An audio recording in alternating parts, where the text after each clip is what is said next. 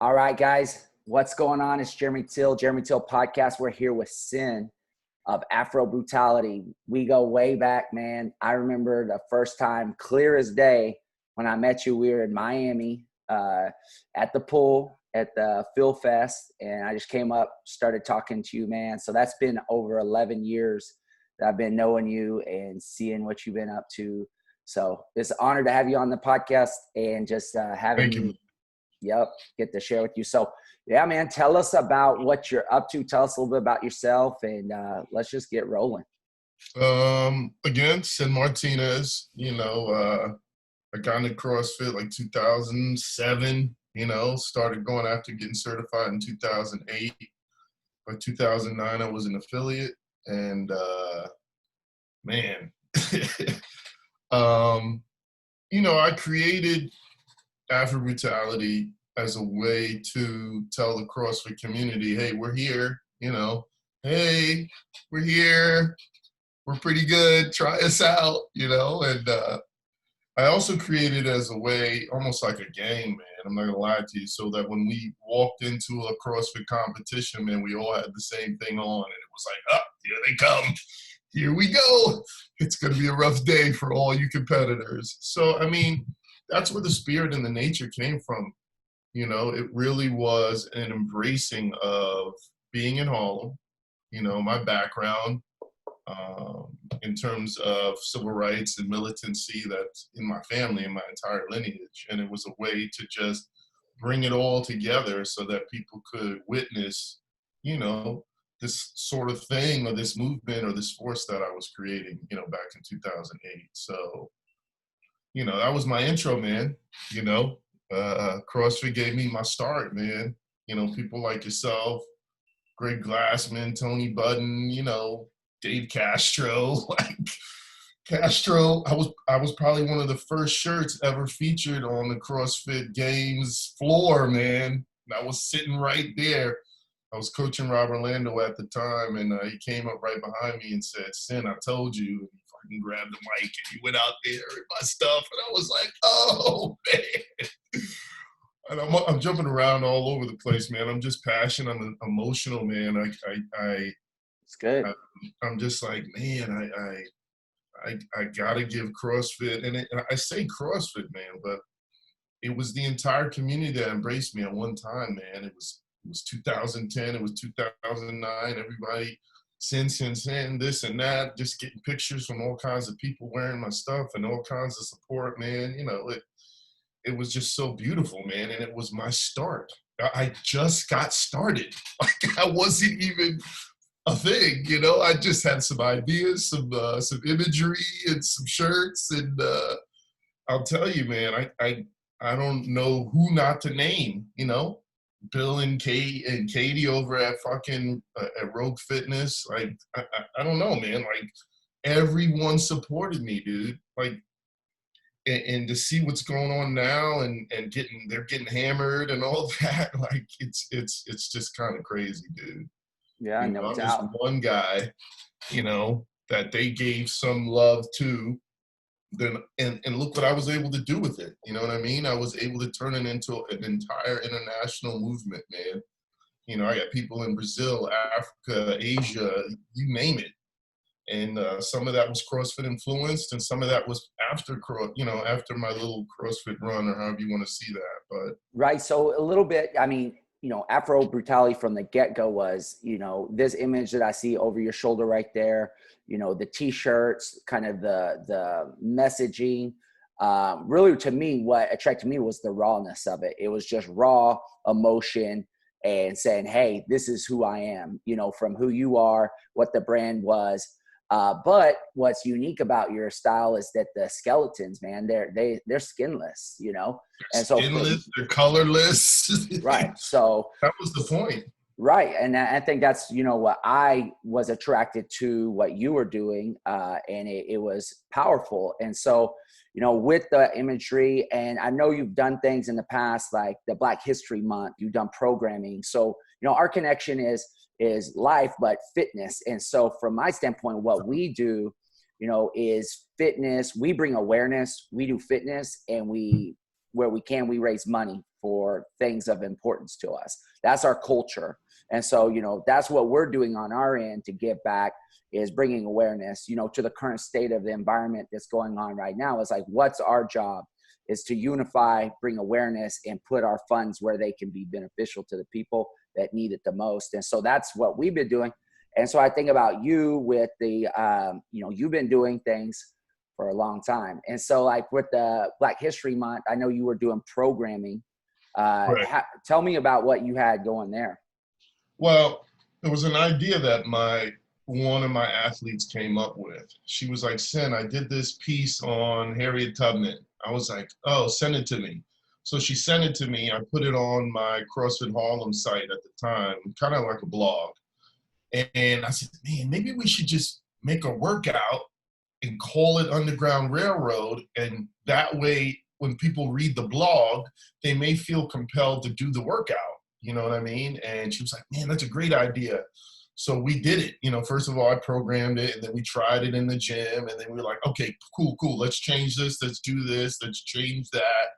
And then it just became a thing. I was just like, man, if we could do this like for the entire month of Black History, we could be educating people and getting them to work out at the same time, man.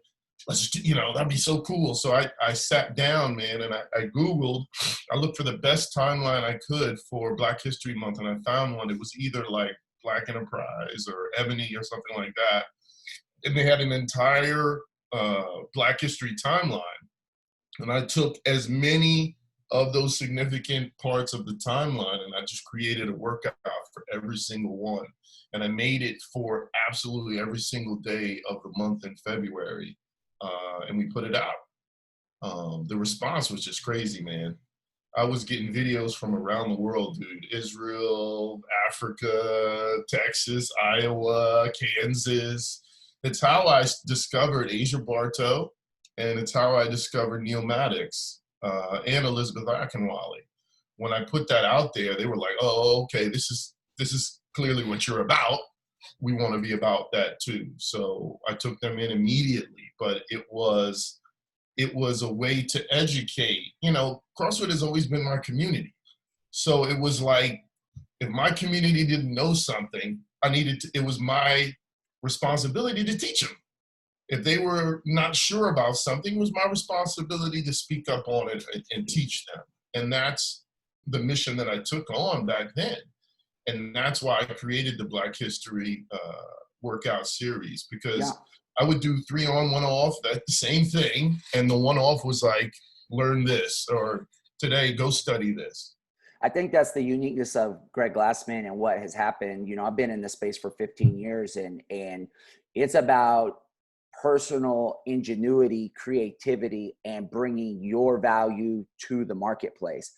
And as long as we're honoring the license and upholding quality of our certifications, you're free to do what it is that you want to do. Absolutely. And that's the power of what this vehicle of CrossFit is. And people always look to CrossFit Inc. as to be some sort of like governing, holding your hand body. And that's just not the business model. And it's really hard for people to wrap their heads around it. But for people like you and me, we really grow and do really well in that type of environment, because we're going to take it and run with it and not look for someone, but we know they're leading by being the entity that they are. And I think that's the important part, is there's 14,000 affiliates around the world. Everyone has their voice and how they want to go about and do what it is they do. And we're not getting told, you can't say that, you can't do that. They're saying, franchise.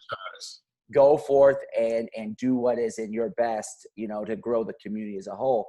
So, I mean, like kind of transitioning I know in this time of unrest and just getting, attention and awareness to the, brutality of African Americans in United States and what's going on. I mean, this is a hotbed. And for me, as a white male in America, I have to sit back and you have to just sit back on my end and just start to process and think, because in awareness, because all I can bring is awareness to myself and start to go, okay, what's happening here and how am I a part of this? Because this is my country. This is where I'm from. My dad is of an immigrant from, Mexico, Germany. We're a melting pot of, my dad's half Mexican, I'm a quarter Mexican. It's like, how am I bringing my voice and awareness to this to bring the whole up? And that's all I can do from my standpoint. So and that's one of the big things is like, as I was sitting back going like, all right, I'm paying attention. And you popped up on the affiliate boards, and I follow all your stuff. You always got the Facebook posts. Those Facebook posts, man, they're good. So you popped up on the affiliate board talking, and it was just like, all right, Syn's doing something. What can I do to help him do whatever he's doing and it's awareness. So tell me, like, I know you've gotten the opportunity to speak with Greg. I did. And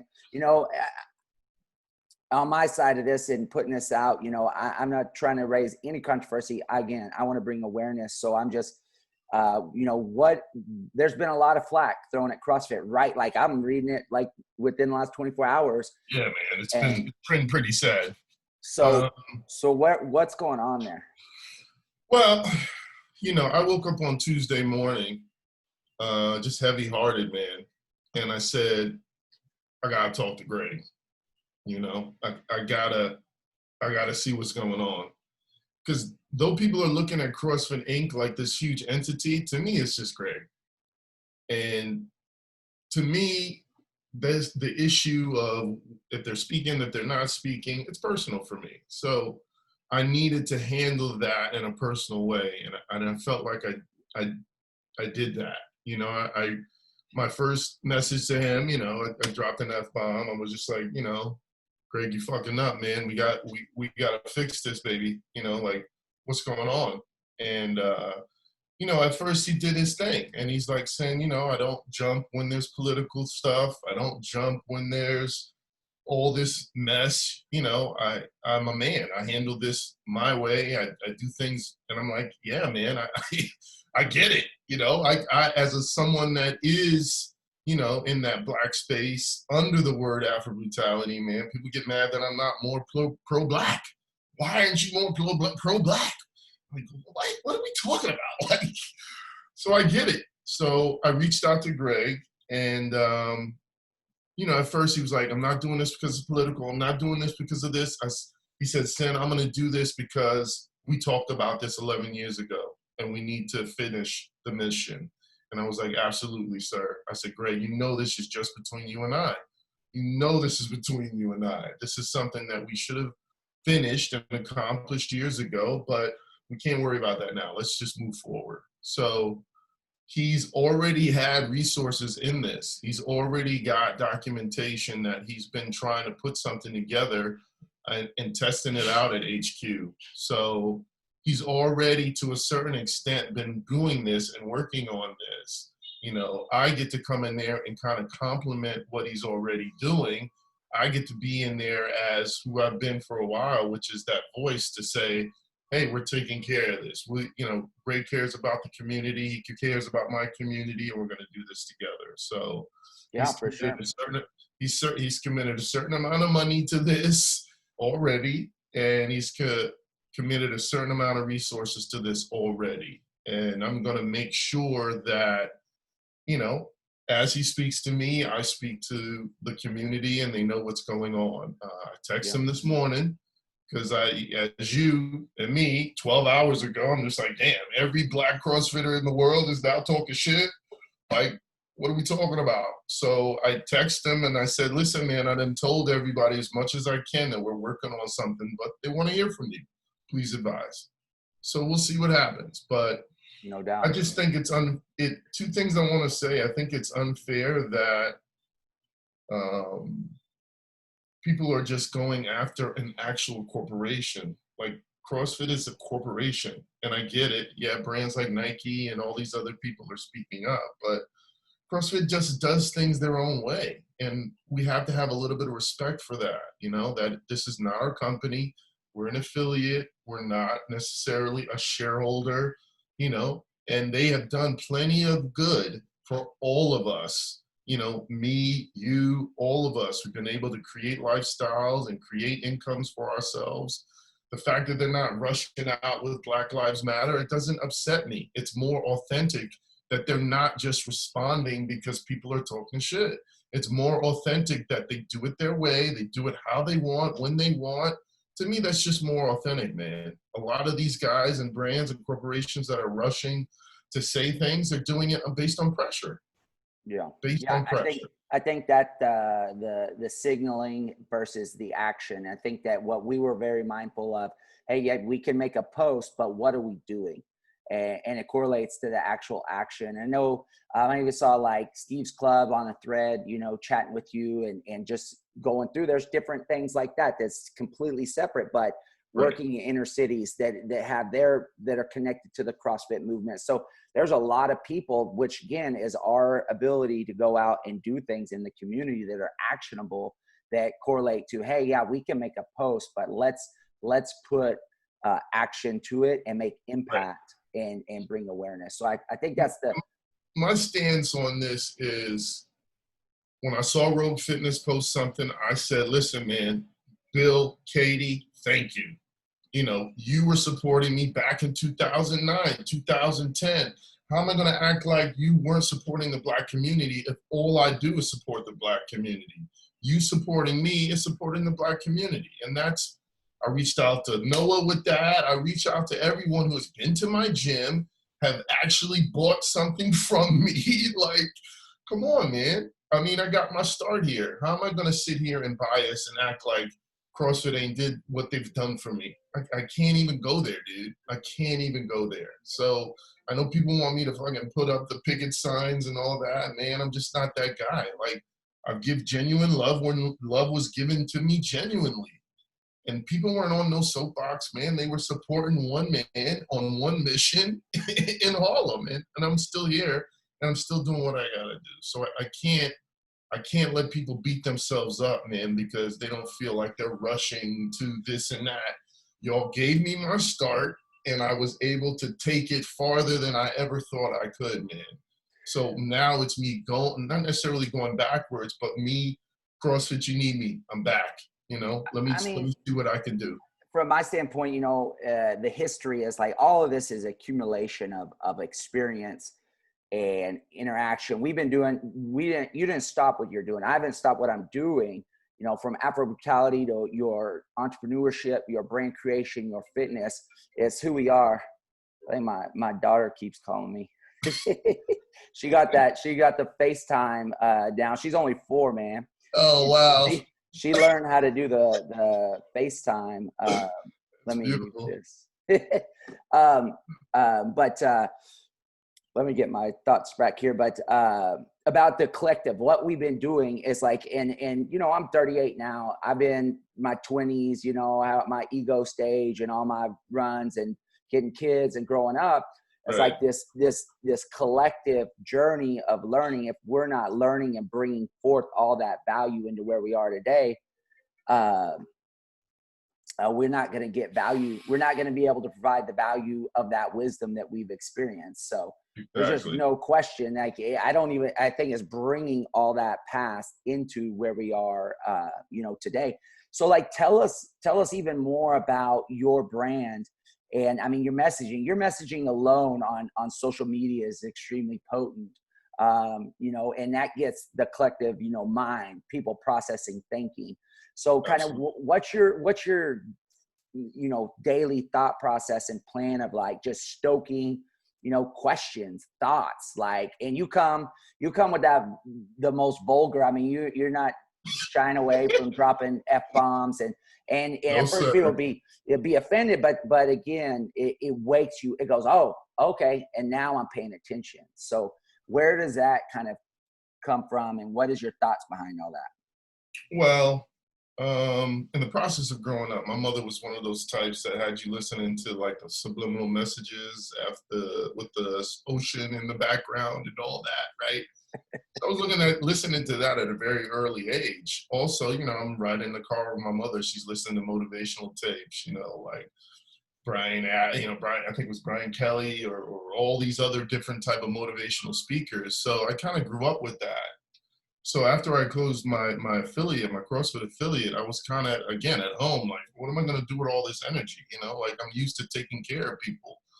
So I just decided one day to just go on social media, and I was looking at other people's posts, I was looking at other people's quotes, and I decided, yeah, I would say that, but I think I would say it like this. And I just kept developing that message of what I was thinking that particular day or at that particular time, or based on different particular subjects.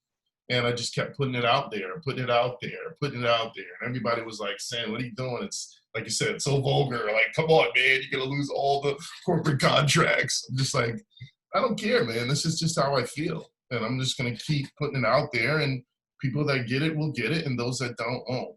And it's gotten to the point where as things come up in society, as things come up on current events or whatever, I always try to figure out a way to message around that, to get people to think about it in a different way.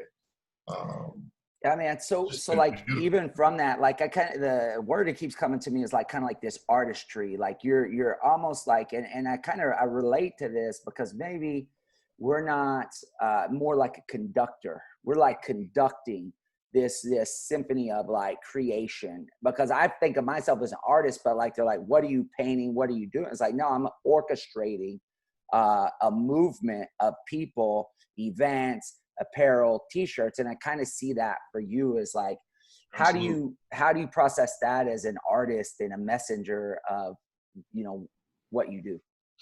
I go against the grain. So I try to say what hasn't been said. I try to do what hasn't been done. I try to create what hasn't been created, you know, and I've always thought about that from the beginning. I want to be considered original. I want to be considered the first in different areas.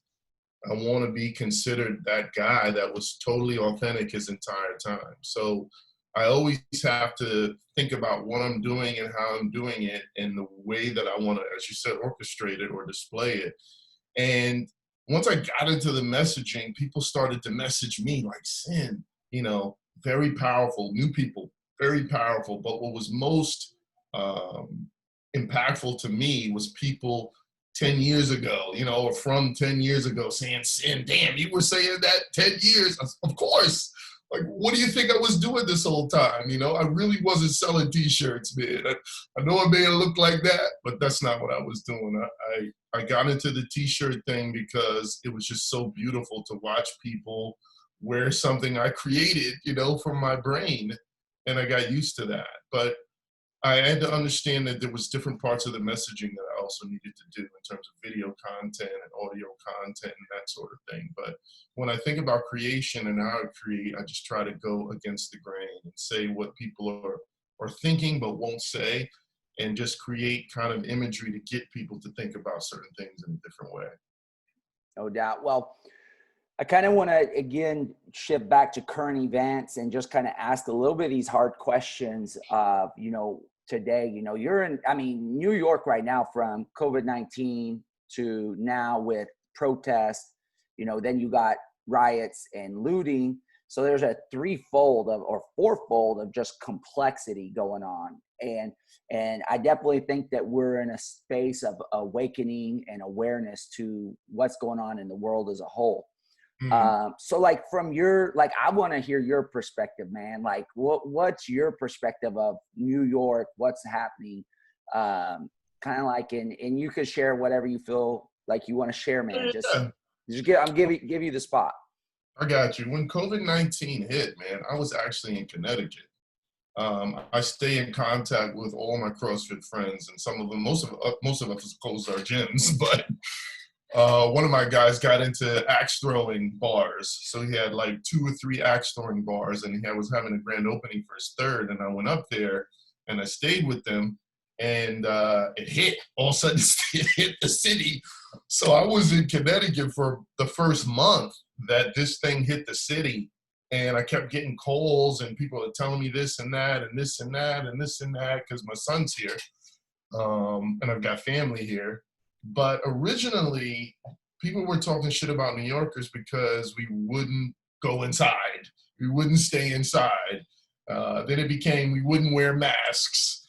Then it became we wouldn't social distance ourselves. And it became all these things. And I kept trying to remind people that we, myself in particular and others, we raised these kids on fight the system, fight the power, all these things. And as a whole, we went through 9/11, you know, we went through 9/11 as a community, and it changed the landscape of everything and brought us closer together.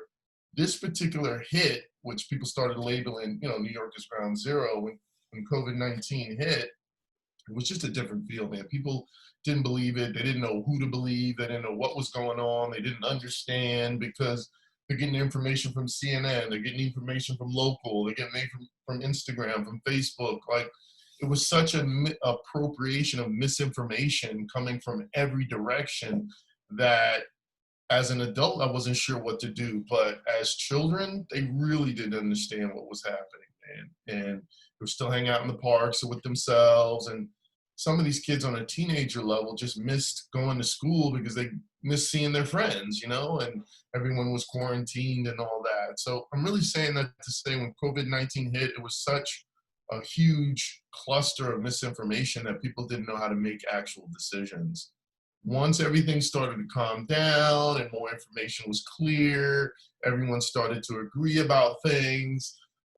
Different rules, if you want to call it that, were put into place. Different guidelines were put into place.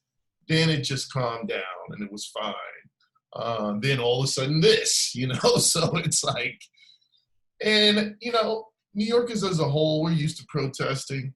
We protest on different levels. We don't necessarily always walk out with the sign, you know, we'll just boycott a place and never go there again, or, you know, put a huge rat outside of a place that we thought wasn't being uh, uh, political or legally there in terms of union and stuff like that. So when the looting is teenagers, dude. They're going downtown and they're taking the shoes they couldn't afford. I mean, you know, I don't know, man. I don't know what to say about that. It's not the best thing to do. It's definitely a capitalist thought. It's definitely a trying to take advantage of a situation because you can. It's not good. I don't agree with it. I don't shun anybody. I was a kid once, you know, I was a teenager once. I did all kinds of craziness. So I can't necessarily say how a person should be raised, or can't say, you know, oh, you don't steal this. You know, I was a booster, man. I used to boost. So I can't sit there and condemn kids that are doing the same thing that I used to do when I was that age as well, you know? So it's not good. I don't want anyone losing their life over that, or killing cops or doing anything ridiculous. But it's painful to watch, man, and know that there's nothing that I can myself as an individual do except what I'm already doing, and see if change can come out of what I'm doing, and love can come out of what I'm doing, man. Because if you check my messaging now, man, I'm just talking about love, man. I ain't talking about nothing else. Like, what else is there to talk about? You know what I mean? Good morning, I love you. Like, you know what I mean? Like, there's nothing else to talk about. So, yeah, I know I see in your post on that, in the sense of that message, I believe you were putting love wins. Hell yeah. And so what really moved you to making that the message? Well, I had an epiphany, man. You know, I've been putting out this is probably the first time you may hear this, unless you heard a previous podcast I was on, but my mother was a Black Panther. Like, she was in the Black Panther movement. She had me when we first, before my father and my mother got married, we lived with some of her college friends. They were all Black Panthers. So I was literally raised with Black Panthers. My mother at night would teach me about civil rights and Martin Luther King and Malcolm X, and I would cry myself to sleep. But we're talking such a young age, man, 3 years old, 4 years old, 5, 8. My mother didn't stop reading these types of things to me until I was like 10, man, and we moved to Texas. Then she just told me how to use the shit. So I'm saying that to say that I am on the other side of that type of hate, man, where you feel like the white man is against you and oppressing you and trying to kill you and all this stuff, man. I grew up feeling like that. I grew up with my guard up. And coming into a community like CrossFit, where you can feel some of the same tones, you can feel some of that same energy. And instead of them displaying that energy to me, I got nothing but love. Instead of feeling like I was on the outside, I was totally taken in as a brother. So I was able to, based on CrossFit and the love that I received, I was able to get on the other side of that hate. And I'm not talking like I was ever outwardly hating anyone. I never outwardly hated anyone. But when you grow up with certain nuances that are just put in your brain at such a young age, it's damn near takes a lifetime to get it out. And the type of brotherhood and community that I'm still a part of. I'm still a part of the CrossFit community. I just don't own an affiliate. I still go to an affiliate every day. You know, I go to other people's, and they give me nothing but love, man. So being able to have outward representations of people that love you that are white, people that love you that other people think are racist, people that love you that other people hate, you know, but you, that guy, and I've been that guy the whole time, man, it just changes you. It changed everything about what you thought, and you question everything. You have to reevaluate everything that your mama taught you. My mama taught me this, and I had to go in and question that. Like, yeah, Ma, you good here, but there's some other stuff you's a little wrong about, and let me tell you why, you know? So all I can think about is the love that it took, that I've been given, that I want to just give back, man. Like, you have no idea how much love I get, man. Even with a hashtag like AfroBrutality, even with an account like AfroBrutality, man, I realize that it doesn't matter what I call myself or my movement. It's about what I do in the movement that really sets the tone and really kind of creates that impact. So, you know, I No said a doubt. lot, man, but this is No, that's how I good. feel. That's good. So, you know, as we kind of come to an end, with your brands, how can people engage it? What's your best process to see what you're doing and to help support, be a part of, join, whatever? What's that look like? Perfect question. I mean, I've been doing the Instagram. You know, as you can see, I built it up. I'm right at about 100,000 people. I didn't pay for any followers and no dumb shit. Like, I really just got love from the community, and people with a lot more bigger followings than me just kept reposting me, and those people kept feeding me. So Instagram's a great place. We're putting plans together right now. We should have something that we should be able to release by Monday on just, we're going to go back grassroots, man. I've talked to World Fitness about a month or two ago about putting together a war wagon, which is like, you know, a truck full of equipment. And we're going to go to the same parks I used to teach at, and we're going to have free workouts, and we're going to go to hospitals and give essential workers free workouts. Like, we're going to start this all over again, dude. And the plans that we're putting together for New York City, we're going to put them in Detroit. We're going to put it in LA. We're going to put it in Compton. Like, we're gonna see through that same vision that I had with Greg in 2009. And now that I know he's on board, we're gonna use some of those resources, some of those funds to do what I wanted to do from the beginning, man, which is give CrossFit to the people, dude. That's good. That's good, man. Well, I appreciate it. I know it was a short notice of getting Fine. connected, man, but we, Anytime, man. yeah, I appreciate you getting You on. know But the vibes. you know, like I said, whatever I can do on my end on any level to support what you guys will be doing, what you'll be doing, always, you know, we're here to support it, and we'll point people your way, and we'll do this. Well, thank you, man. Right on, Appreciate brother. you, man. Right on. I'll pause this.